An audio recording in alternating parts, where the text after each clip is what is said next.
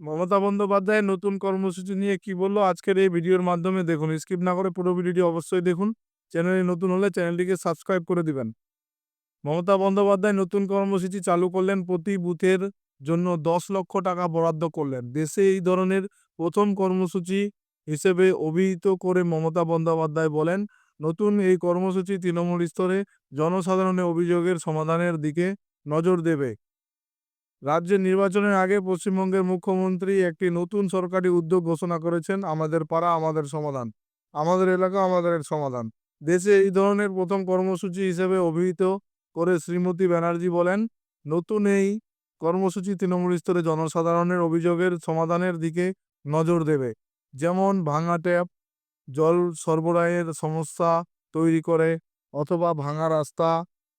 তিনি বলেন, এই কর্মসূচি ২রা আগস্ট থেকে শুরু হবে এবং প্রতি ৩টি বুথে ক্যাম্প স্থাপন করা হবে।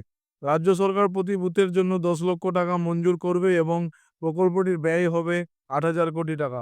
কেন্দ্রীয় সরকারের অবহেলা এবং বাংলার তহবিল আটকে দেওয়া সত্ত্বেও আমরা চাই না মানুষের হাসি স্নান হোক। সেই কারণেই ছোট সুন্দর এই কথাটি মেনে আমরা এই কর্মসূচি চালু করেছি। রাজ্য সচিবালয়ে সংবাদ মাধ্যমকে তিনি বলেন, এই কর্মসূচিটি মুখ্য সচিবের নেতৃত্বে একটি টাস্ক ফোর্স দ্বারা তদারকি করা হবে এবং ডিসেম্বরে পুনরায় শুরু হতে যাওয়া সরকারের প্রধান কর্মসূচি দুয়ারে সরকার এর উপর এর কোনো প্রভাব পড়বে না। তৃণমূল কংগ্রেসের সূত্র জানিয়েছে যে এই কর্মসূচিতে স্থানীয়দের জড়িত করা হবে, যারা তাদের মুখোমুখি হওয়া সমস্যার সমাধান কি চান তা নির্ধারণ করবে এবং সরকার সহায়তাকারী হবে।